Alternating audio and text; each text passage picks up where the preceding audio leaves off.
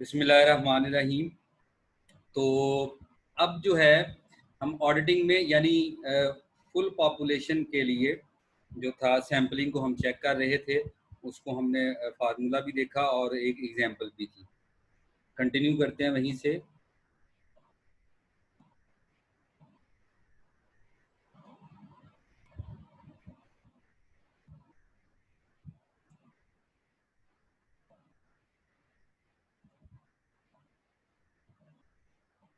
अब जो total difference है वहाँ पे पॉपुलेशन टोटल पॉपुलेशन निकाली थी n इंटू एक्स बार।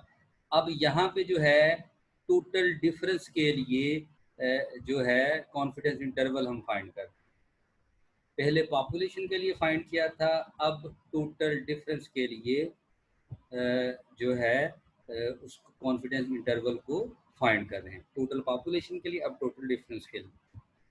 ठीक है, डिफरेंस क्या होता है ये आपको बता देते हैं।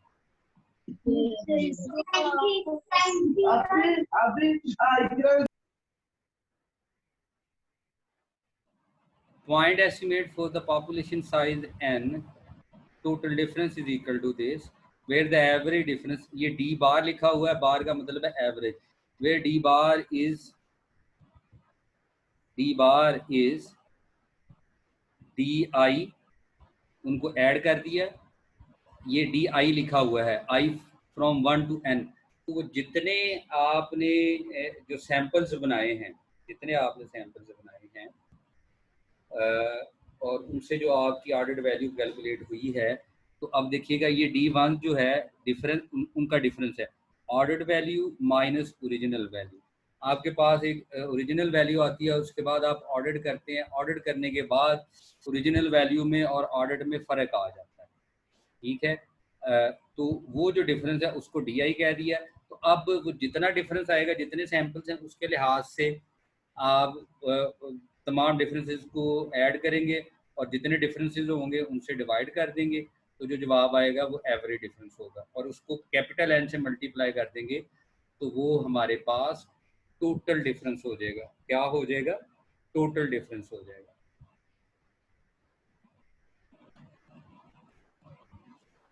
अब फार्मूला सेम उसी तरह है हमारे पास,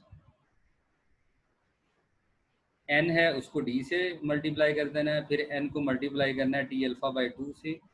ये स्टैंडर्ड एविएशन है डिफरेंस की, स्टैंडर्ड एविएशन डिफरेंस की, divided by n into n minus n minus, ये n वही है जो आप d के फार्मूले में यूज करेंगे, और ये स्टैंडर्ड एविएशन का जो फार्मूला है डिफरेंसेस के लिए वो ये इधर लिखा हुआ है, ये n माइनस 1 है, ये जहन में रहेगा, n नहीं है। ठीक है, स्टैंडर्ड एविएशन इस तरह कैलकुलेट की जाती है डिफरेंस की, ये फार्मूला।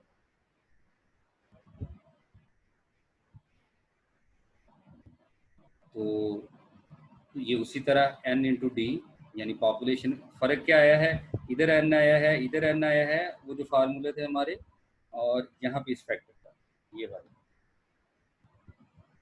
विदाउट रिप्लेसमेंट, उसमें ये जो है हम इसको ये फार्मूला डेवलप किया है और टी यूज़ की है, क्योंकि पॉपुलेशन में बहुत कम होता है कि नॉर्मल डिस्ट्रीब्यूशन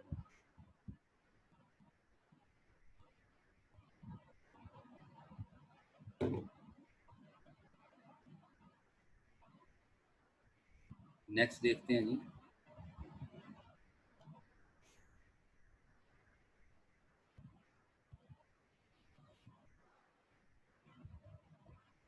अच्छा, इसकी एग्जांपल नहीं दी हुई, इट में पॉसिबल बुक में दी हो, तो ये देख लीजिएगा, कोई फ़र्क नहीं है।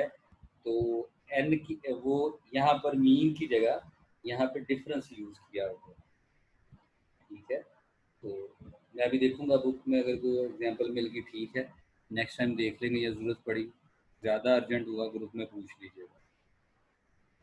अब ये है ये लिखा हुआ है वन साइडेड कॉन्फिडेंस इंटरवल।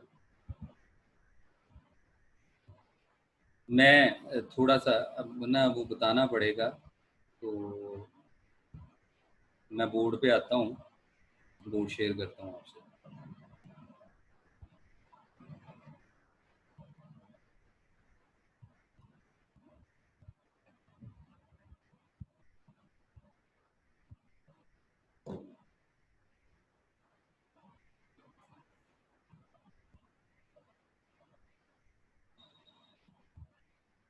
लफ्ज़ है नॉर्मल डिस्ट्रीब्यूशन।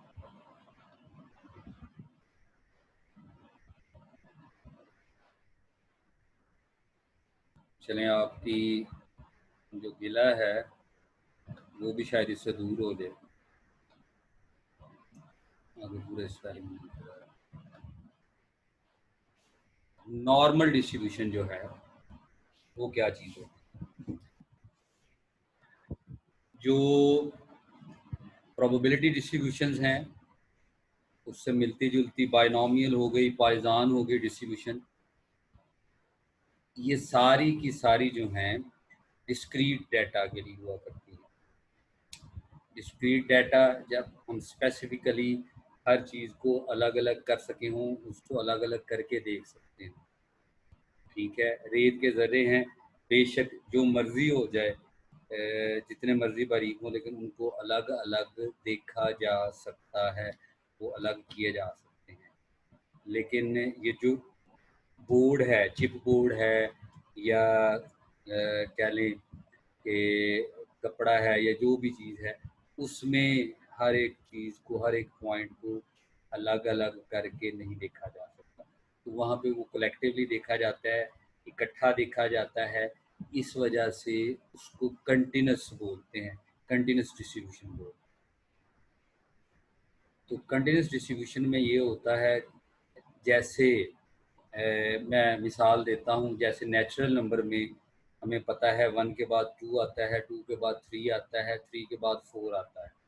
तो हम लिस्ट कर सकते हैं, लिस्ट बना सकते हैं नेचुरल नंबर्स की। इसी तरह होल नंबर्स की भी बना सकते हैं, इसी तरह इंटीजर्स की भी बना सकते हैं, क्योंकि हमें पता है एक इंटीजर के बाद नेक्स्ट इंटीजर कौन सा है। लेकिन इशू आता है जब हम इनके डेसिमल पार्ट्स को भी कंसीडर करते हैं, मसलन रैशनल नंबर्स आ गए, इरेशनल नंबर्स आ गए, रियल नंबर्स आ गए, तो वहाँ पे आप लिस्ट नहीं बना सकते। लिस्ट नहीं बना सकते तो आपको ये पता है कि वहाँ पे फिर हम पॉइंट्स को अलग अलग नहीं लिखते हैं, वहाँ पे इंटरवल ले लेते हैं, यहाँ से लेके यहाँ तक। बात समझ आ रही है? मसलन रियल नंबर लाइन है तो उसमें जो है, ठीक है, इन्फिनिट मैनी पॉइंट्स हैं, कोई से भी 2 पॉइंट्स ले ले, ये 0 और 1 ले ले, तो इन दोनों के दरमियान भी इन्फिनिट मैनी पॉइंट्स हैं, तो उनको अलग अलग नहीं किया जा सकता।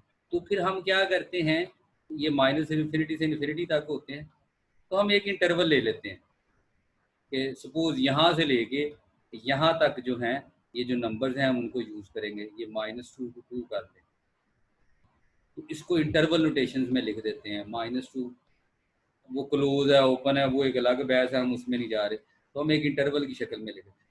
तो कंटिन्यूस जब डाटा हो आपके पास, तो वहाँ पे जो डिस्ट्रीब्यूशन यूज़ की जाती हैं उसमें एक डिस्ट्रीब्यूशन नॉर्मल डिस्ट्रीब्यूशन, एक ख़ास तरतीब, एक ख़ास अंदाज से नॉर्मली डिस्ट्रीब्यूट हो रही हों चीज़ें, जो हैं, यानी एक एक ख़ास अंदाज से, और नॉर्मल यानी सबका जो जवाब आ रहा है, डिस्ट्रीब्यूशंस का जो जवाब आ रहा है, रेंट यानी आप जो एक्सपेरिमेंट कर रहे हैं उसका जवाब नॉर्मल आ रहा है, एक एवरेज आ रही है, उसके लिहाज से उसका जवाब आ रहा है। तो वहाँ पे कंटिन्यूस डिस्ट्रीब्यूशन यूज़ की जाती है, और उसमें सबसे जो मशहूर हुआ करती है वो नॉर्मल डिस्ट्रीब्यूशन। मैंने डिस्ट्रीब्यूशन को बताया था कि जिस तरह ये मैथमेटिकल फंक्शन नहीं होता, एफ होता है हमारा फंक्शन, वो क्या करता है, फंक्शन क्या करता है, एक्स है इंडिपेंडेंट वेरिएबल, ठीक है, और उसके ऊपर जब फंक्शन अप्लाई होता है यानी कोई फार्मूला लगता है तो जवाब आ जाता है वाई। ठीक है, इधर क्या चीज़ है, डिस्ट्रीब्यूशन भी, ये रूल है, स्पेसिफिक रूल है, यानी ये फार्मूला है, ये थ्योरेटिकल चीज़ हुआ करती, फार्मूला हमेशा थ्योरेटिकल हुआ करती। और जब आप एक्सपेरिमेंटली किसी इनपुट के ऊपर, ये इनपुट है ना एक्स, एक्सपेरिमेंटली किसी इनपुट के ऊपर आप कोई चीज़ अप्लाई करते हैं, तो उसको इधर बुक में एफ ही लिखा हुआ है, अब ये डिस्ट्रीब्यूशन है, अब इसको फंक्शन ही कह रहे, तो जो काम फंक्शन मैथ में इनपुट के ऊपर करता है, इसी तरह यहाँ पे जो इनपुट है वो वेरिएबल है, रैंडम वेरिएबल उसको बोल देते हैं, क्योंकि रियल मैथ में जब हम इनपुट लेते हैं तो वो रियल नंबर्स में से लेते हैं, और हमने इंटरवल कहा होता है यहाँ से लेके यहाँ तक नंबर लेना है। तो यहाँ पे रैंडमली है।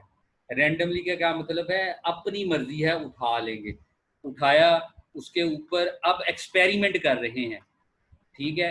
तो ये थ्योरेटिकल था, ये एक्सपेरिमेंटल फार्मूला है, ये थ्योरेटिकल है, ये एक्सपेरिमेंटल है। तो इधर भी आउटपुट आई थी, इधर भी आउटपुट आ जाएगी।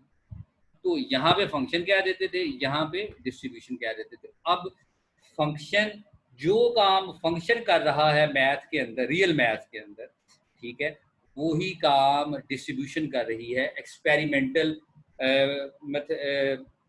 एक्सपेरिमेंटल मैथ कह लें, स्टैट कह लें, एक ही बात है। तो डिस्ट्रीब्यूशन जो है, नॉर्मल डिस्ट्रीब्यूशन का क्या मतलब है? अब फार्मूला जो है ये तो एक खास पैटर्न से जवाब देगा, ठीक है ना। जो जिस तरह का फार्मूला होगा उस तरह का ही जवाब आएगा ना हमारे पास, तो उसी तरतीब से हमारे पास जवाब आना शुरू हो जाएंगे, इनपुट्स के आउटपुट्स उसी लिहाज से आना जाएंगे। तो हम भी यही सपोज कर रहे हैं कि अगर वो एक खास अंदाज से नॉर्मली अंदाज कह रहे, तो हम उसको, ये जो एफ है, ये जो डिस्ट्रीब्यूशन है, ये जो फंक्शन कह लें एसोसिएट, तो ये भी हमें उसी तरह अगर जवाब देना शुरू हो जाए तो हम इसको कहेंगे कि ये नॉर्मल डिस्ट्रीब्यूशन है। यानी जिस तरह थ्योरी का फंक्शन हमें आउटपुट दे रहा होता है, तो सेम एज इट इज, तकरीबन ये भी वैसे ही जो है हमें जवाब देगा। अच्छा, उसके बाद जब हम आउटपुट ले लेते हैं तो हम टेबल बनाते थे, इधर एक्स लिखा हुआ है, इधर एफ ऑफ एक्स लिखा हुआ है। डिस्ट्रीब्यूशंस की बात कर रहा हूँ क्योंकि यहाँ पे अब फार्मूला नहीं है, एक्सपेरिमेंट है, तो हर एक के लिए डिफरेंट जवाब आएंगे। x1 अलग है तो उसके लिए y1 आएगा, ठीक है, x2 है तो y2 आएगा। अब टेबल वहां पे बनाते हैं जहां पे आपके पास रैंडम वेरिएबल अलग अलग डिस्क्रीट वैल्यूज हैं। तो अगर आपके पास कंटिन्यूस वैल्यूज है तो वहां पे फिर टेबल नहीं बनाया जाता, वहां पर ग्राफ बनाया जाता है। तो मैथ में फंक्शंस का ग्राफ भी इसलिए बनाते हैं जब वो इंटरवल बन रहा होता है, जब पॉइंट्स आ रहा होता है तो सिंपल हम टेबल बना देते हैं। तो आपने देखा होगा, शायद ऑब्जर्व किया है या नोट नहीं किया, तो अब नोट कर लें, पहले ऑब्जर्व नहीं किया तो अब ऑब्जर्व कर लें कि आप जाके देखेंगे एफ डिस्ट्रीब्यूशन है, यानी सॉरी फ्रीक्वेंसी डिस्ट्रीब्यूशन है, प्रोबेबिलिटी डिस्ट्रीब्यूशन है, बाइनोमियल डिस्ट्रीब्यूशन है, तो उसमें वो टेबल बनाता है, ठीक है, क्योंकि वो डिस्क्रीट जो है वो डिस्ट्रीब्यूशन है, डिस्क्रीट फंक्शन है, ठीक है। यहाँ पे जो है वो कंटिन्यूस फंक्शन हैं, इसलिए वो ग्राफ बनाएगा। तो जब भी इंटरवल के ऊपर फंक्शन की बात होती है तो वो ग्राफ देता है। तो यहाँ पे भी इसी तरह होगा कि यहाँ पे जो सैंपल है वो एक इंटरवल की शक्ल में है, सैंपल जो है, वहां पे जो सैंपल था वो लिस्ट की शक्ल में था, ठीक है। तो अब जो ग्राफ बनेगा, यानी जो अब टेबल नहीं बनाएंगे अब ग्राफ बनाएंगे। क्या बनाएंगे? ग्राफ बनाएंगे। तो जो नॉर्मल डिस्ट्रीब्यूशन का जो ग्राफ होता है वो बेल शेप होता है। घंटी देखी है कभी? घंटी, ठीक है, कुछ इस तरह की शक्ल होती है ऐसे। ये ऑफिसेज में ना इस तरह बड़ी होती है, ये वाजे नहीं बनी।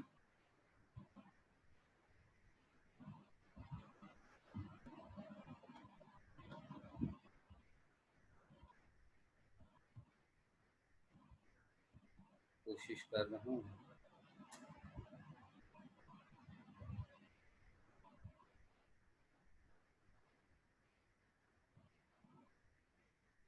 ठीक है, ये जो है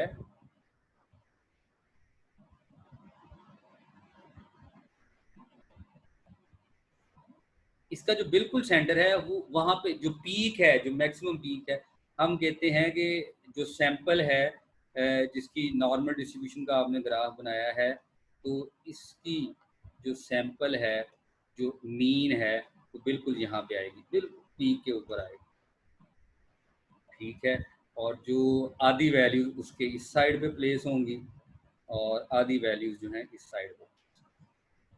ये थ्योरी है इसकी कि सेंटर में मीन आएगी, ठीक है, और एवरेज और मीन हम यही कहते हैं ना, सेंटर में होते हैं, तो वो आधे इधर होंगे आधे इधर होंगे।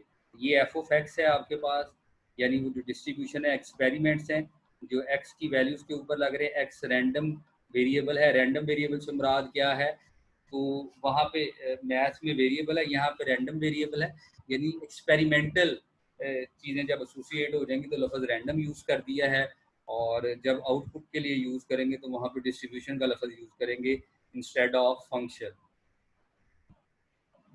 तो एक्स है, ठीक है, एक्स की डिफरेंट वैल्यूज हैं, यानी ये जो सैंपल साइज सैंपल है, सैंपल की जो वैल्यूज हैं उसमें जो आउटपुट है जो मैक्सिमम है वो मीन के ऊपर आएगी, बाकी जो है और उससे कम आएंगी लेफ्ट और राइट के ऊपर, ठीक है।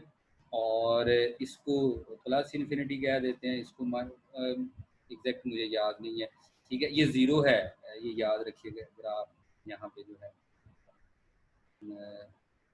थोड़ा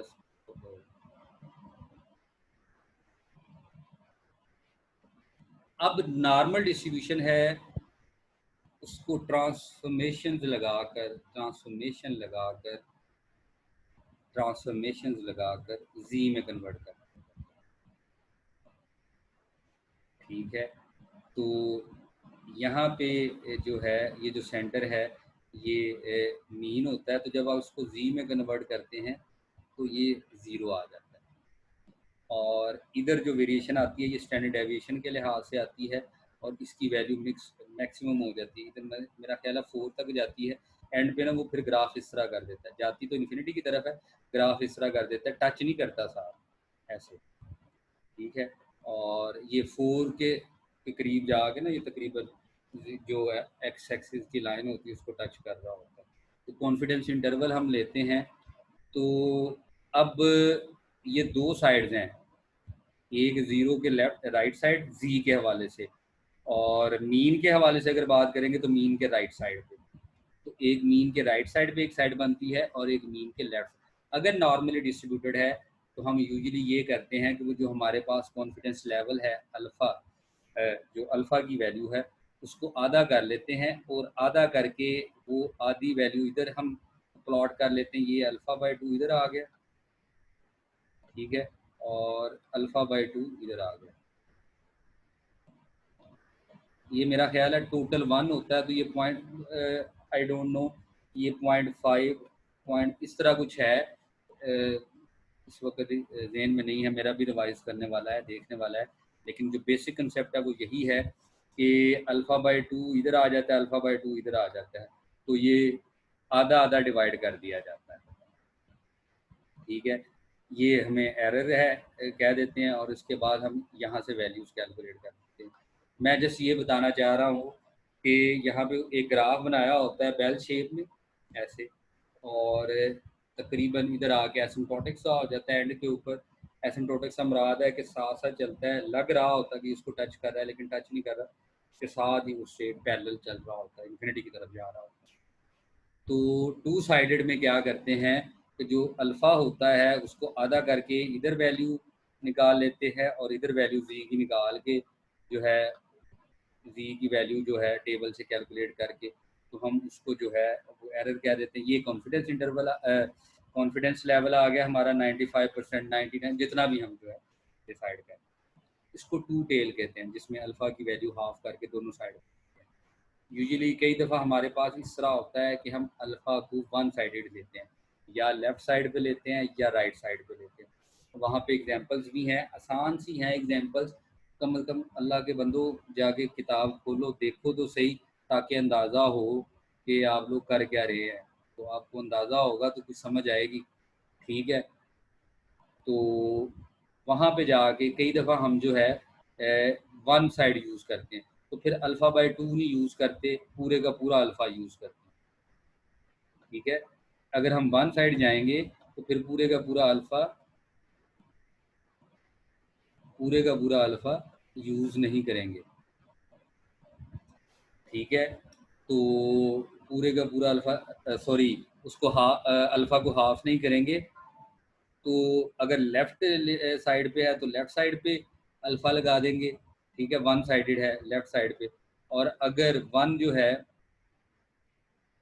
अल्फ़ा जो है लेफ्ट साइड पे वन साइडेड है, तो अल्फ़ा उधर लेके देंगे। तो अकॉर्डिंग टू द सिचुएशन हम जो है जिस साइड पे लेफ्ट साइड पे वन साइडेड हो या राइट साइड पे वन साइडेड हो, उसके लिहाज से उस साइड पे जो है हम अल्फ़ा लगा देते हैं। कोई पूछना चाह रहा है कोई? अच्छा जी, तो ये बेसिक थीम है कि डिस्ट्रीब्यूशन में जो ग्राफ में टेबल नहीं बनता, ग्राफ बनता है, और नॉर्मल डिस्ट्रीब्यूशन में जो ग्राफ है वो बेल शेप है। ये टू साइडेड भी होता है, टू साइडेड होता है यूजुअली, इसलिए अल्फ़ा जो है हमें जो मिला होता है अल्फ़ा, उसको अल्फ़ा बाय टू और हाफ हाफ करके दोनों साइड्स पे डिस्ट्रीब्यूशन से उसकी वैल्यूज़ लगा के हम जो है निशान लगा लेते हैं, और उससे हमें जो है कॉन्फिडेंस लेवल का जो ग्राफ है वो हमें अवेलेबल हो जाता है। लेकिन कई दफ़ा ऐसे होता है कि जो नॉर्मल डिस्ट्रीब्यूशन का जो ग्राफ होता है वो वन साइडेड वन टेल्ड होता है, इसके इसके लिए लफ्ज़ यूज़ करते हैं टेल्ड। तो ये to tailed usually to tailed होता है, लेकिन वन टेल्ड हो जाता है, उसमें फिर पूरे के पूरे अल्फ़ा की वैल्यू एक साइड पे लेनी पड़ती है। तो उससे फिर जो है हमारा जो है वो ग्राफ में थोड़ा सा जो है यानी इस साइड पे वो शेड नहीं करते, जिस साइड पे हम लेते हैं उसको शेड करते हैं। ठीक है, ओवरव्यू दे दिया है, जाके देखिएगा, कोई बात इसमें से पूछने वाली हो तो मैं आपसे ग्रुप में शेयर कर दीजिएगा, उधर बता दूंगा। तो हम जो देख रहे थे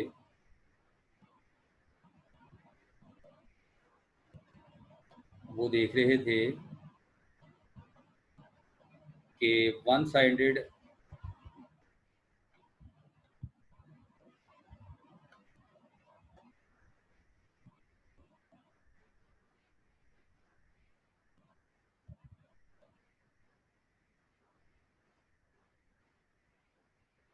वन साइडेड अगर हो तो उसमें कॉन्फिडेंस इंटरवल किस तरह फाइंड करता है? अपर बाउंड से मुराद है राइट साइड पे, ठीक है। Application find the upper bound for the proportion of item that do not conform with internal control। अब ये उसका फार्मूला है, अब देखिएगा P जो है प्रोपोर्शन है Z अल्फा, अब अल्फा बाय टू नहीं है, अल्फा है, ये प्रोपोर्शन का फार्मूला स्टैंडर्ड डेविएशन का, और ये वो फैक्टर, ये नीचे लिखा भी हुआ है Z is the standard normal value for the level of confidence desired.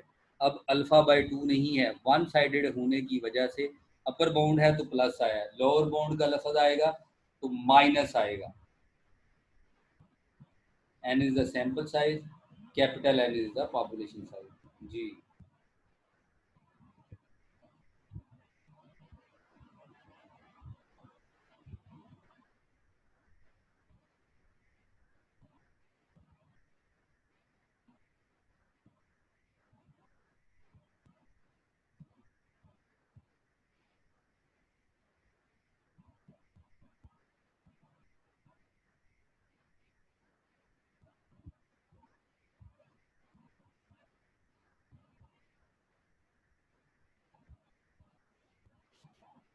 अब इसमें मसाइल क्या हो सकते हैं वन साइड पे?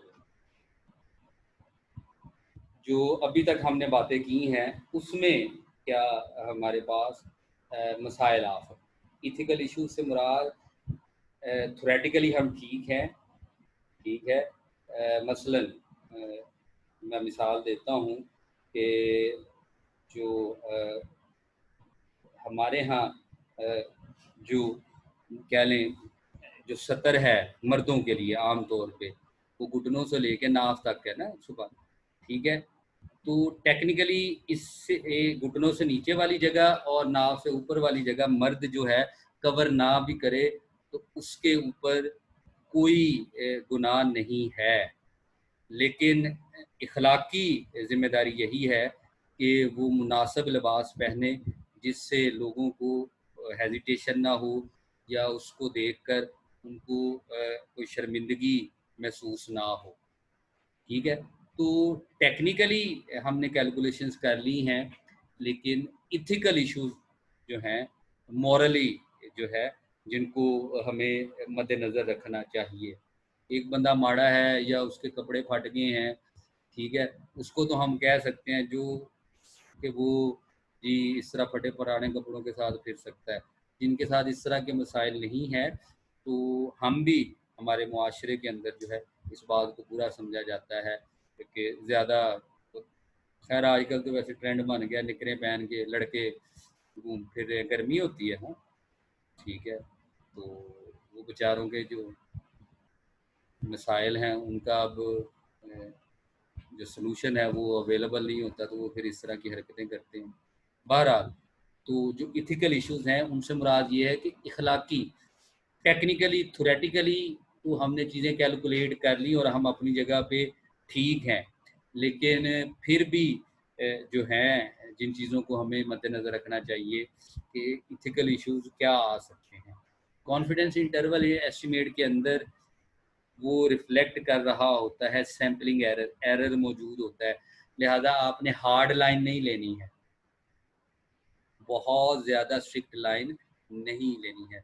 Should always be included when reporting A point estimate. तो जब भी आप एस्टिमेट बताते हैं, पॉइंट एस्टिमेशन आपने कैलकुलेट करना है, तो पॉइंट एस्टिमेट मीन निकालनी है या स्पेसिफिक मीन निकालनी है किसी सैंपल की या पॉपुलेशन की, पॉइंट के अंदर जवाब देना है, सिंपल मीन का जवाब देना है, इंटरवल के अंदर जवाब नहीं देना, तो वहाँ पर आपने ये मेंशन करना है, आपकी ये इखलाकी ज़िम्मेदारी है, आपने वहाँ पे मजबूरी अपनी बतानी है कि इसमें इतना सैम्पलिंग एरर है। उसके बाद अगली जो बात है, जो हमारी इखलाकी ज़िम्मेदारी है, जिनको यानी टेक्निकली हम ठीक हैं, लेकिन ये जिम्मेदारी बनती है बताते हुए the level of confidence should always be reported. आपने लेवल ऑफ कॉन्फिडेंस भी बताना है कि 95% हम कॉन्फिडेंट हैं, 90% कॉन्फिडेंट हैं, 99% कॉन्फिडेंट हैं, ये आपको मेंशन करना पड़ेगा। ठीक है, और उसके बाद आपने सैंपल साइज भी रिपोर्ट करना है, ये भी बताना है। रिपोर्ट का करने का मतलब है बताना है, रिपोर्ट देना। ठीक है, तो सैंपल साइज भी आपने बताना है कि इस सैंपल साइज के लिए हमने ये कॉन्फिडेंस इंटरवल फाइंड किया है। और जो इंटरप्रिटेशन है कॉन्फिडेंस इंटरवल एस्टिमेट की, वो भी बताना है, वन टेल्ड है, टू टेल्ड है। इसके अलावा उससे आपने नतीजा क्या अखज़ किया कि यहाँ से लेके यहाँ तक जो है हमारा जवाब आ सकता है या आएगा, ये बातें भी आपने वहाँ पर साथ में बतानी हैं।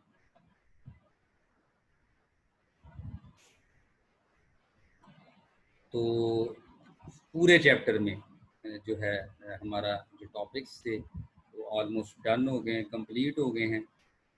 तो जो है उसकी जो समरी है आप लोगों के सामने है इस वक्त।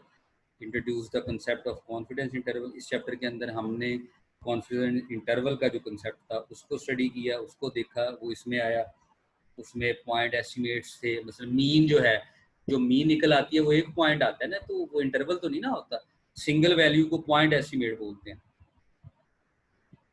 तो पॉइंट एस्टिमेट यानी मीन वगैरह उसके लिहाज से किया। तो कॉन्फिडेंस इंटरवल एस्टिमेट किस तरह किया जाता है, उसकी क्या थ्योरी है, उसको हमने देखा। पहले हमने जिसका स्टैंडर्ड डेविएशन नोन थी, यानी ऑलरेडी पॉपुलेशन का हमें पता था, उसके हवाले से इसको क्रिएट किया। फिर उस वक्त क्रिएट किया जब स्टैंडर्ड डेविएशन पता नहीं थी। ठीक है, फिर प्रोपोर्शन के लिए कॉन्फिडेंस इंटरवल किया। फिर इसके बाद हमने ये सीखा कि सैंपल साइज किस तरह कैलकुलेट किया जाता है, और मीन के लिए और प्रोपोर्शन के लिए सैंपल साइज किस तरह फाइंड किया जाता है। उसके बाद हमने कॉन्फिडेंस इंटरवल की ऑडिटिंग के अंदर जो थी वो एप्लीकेशंस डेवलप की, उसमें टोटल पॉपुलेशन के लिए और टोटल डिफरेंस के लिए हमने बनाया। और अगली बात पॉपुलेशन के हवाले से वन साइडेड कॉन्फिडेंस इंटरवल, ये तीन चीज़ें जो हैं ऑडिटिंग के अंदर हमने जो हैं वो डेवलप की। और एंड पे हमने बताया कि जो इथिकल इश्यूज आ सकते हैं, जो हमारी इखलाकी जिम्मेदारियाँ हैं, ठीक है, उनको हमने कौन कौन सी हमारे पास हैं, उन चीज़ों को हमने इसके अंदर डिस्कस किया। तो ये चैप्टर हमारा डन हो गया जी।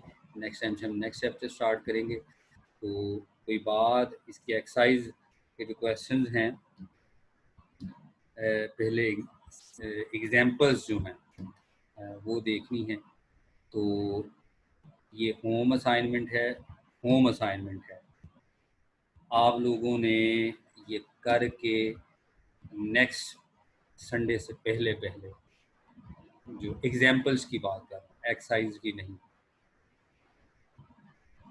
करके नेक्स्ट संडे से पहले पहले मुझे, वो क्या बोलते हैं, पीएम बोलते हैं, प्राइवेट मैसेज या डीएम डायरेक्ट मैसेज मुझे करना है, क्योंकि आप ग्रुप में शेयर करेंगे तो लोग कॉपी करेंगे, नकल करेंगे। तो मैं, खैर आपने किसी को सेंड करनी हो तो वो नकल कर ले, वो आपने करना है, लेकिन मैं जो है वो चेक करूँगा और आप लोगों को नेक्स्ट संडे से पहले पहले, क्लास स्टार्ट होती है 10 बजे, 10 बजे से पहले पहले आप लोगों ने वो जो आपने होमवर्क किया होगा उसकी तस्वीरें खींच के पीडीएफ बना लें। स्कैनर्स अवेलेबल होते हैं मोबाइल्स के अंदर, उससे पीडीएफ बना के जो है मुझे सेंड करनी है। ओके जी, नेक्स्ट वीक तक जो है, अल्लाह हाफिज सर जी। जी सर ये एग्जांपल्स वही करनी है ना जो बुक में चैप्टर में दी हुई हैं? जी, मैंने यही किया है, इसका मतलब यही होता है। ठीक हो गया सर, थैंक यू। कोई और बात पूछनी है? 36 लोग क्लास में अवेलेबल हैं और मेरा ख्याल है कितने के रजिस्टर्ड है मेरे पास, बाकी सब ने बाद में रोना धोना ही है। तो मैं रोने धोने का तो इतना मुनासिब नहीं समझता हूँ, लिहाजा आप लोगों को थोड़ी बहुत नहीं, जो प्रॉपर काम है उसको करना पड़ेगा। तो बात किसी ने पूछनी हो, क्लियर कर ले, तो तसल्ली फरमो, अपनी करनी हो किसी भी हवाले से तो कर ले। ये जो 8वां चैप्टर की है इसकी एग्जांपल्स का है, ठीक है। इतना एडवांस होने की क्या ज़रूरत है कि आप नेक्स्ट चैप्टर जब पढ़ेंगे तो फिर उसके हवाले से देखेंगे। और कुछ जी?